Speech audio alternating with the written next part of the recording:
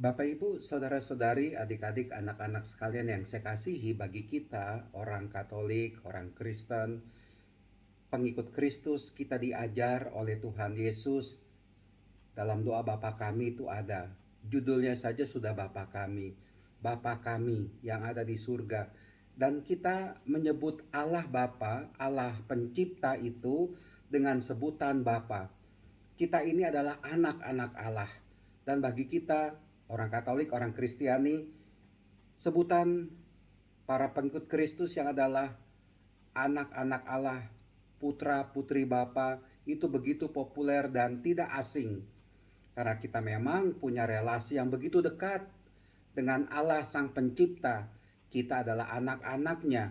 Kita adalah orang-orang pilihannya untuk mengikuti Tuhan Yesus, digerakkan oleh Roh Kudus, dan akhirnya kita bisa berkumpul bersama dengan Allah Bapa nanti di dalam kerajaan sorga. Kita adalah anak-anak Allah.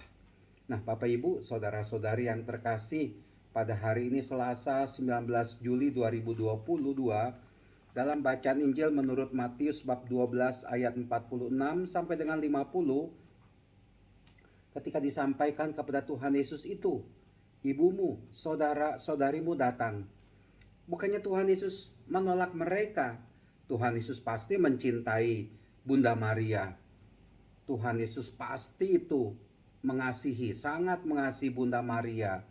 Dia adalah ibunya. Dan juga Santo Yosef sebagai ayahnya. Selalu dikasihi. Nah, tetapi Tuhan Yesus mau memperluas. Siapakah itu ibuku? Siapakah itu saudara-saudariku? Dan dikatakan oleh Tuhan Yesus, siapa yang melakukan kehendak Bapakku di surga, dialah sanak saudaraku, dialah saudariku, dialah ibuku. Nah, sudah jelas itu menurut saya.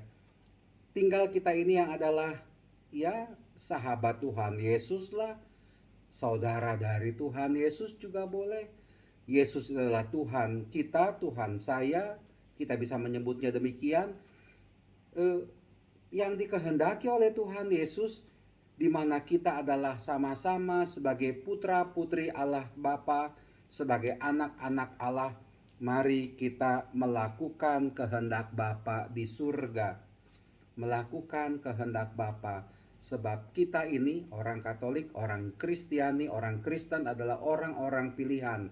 Kita dipilih oleh Allah Bapa untuk mengikuti Tuhan Yesus. Mengikuti kehendak Allah Bapa. Dan saya pikir kehendak Allah Bapa itu tidak susah kok kita tangkap. Di mana kita bisa mewujudkan kasih, disitulah kita melakukan kehendak Allah Bapa. Di mana kita melakukan kebaikan kepada orang lain, disitulah kita melakukan kehendak Allah Bapa. Di mana kita memberi perhatian kepada orang lain, disitulah kita melakukan kehendak Bapa.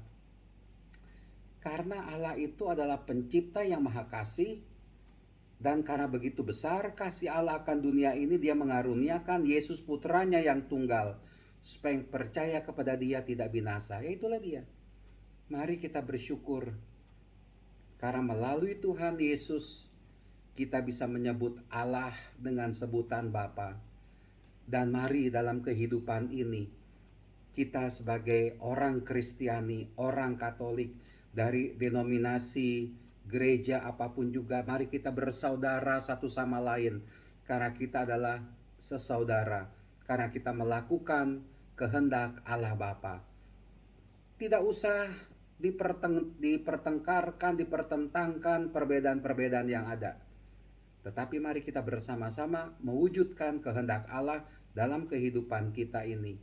Mewujudkan kasih, kebaikan, kebenaran, itulah dia kehendak Allah. Tuhan memberkati kita semua. Amin.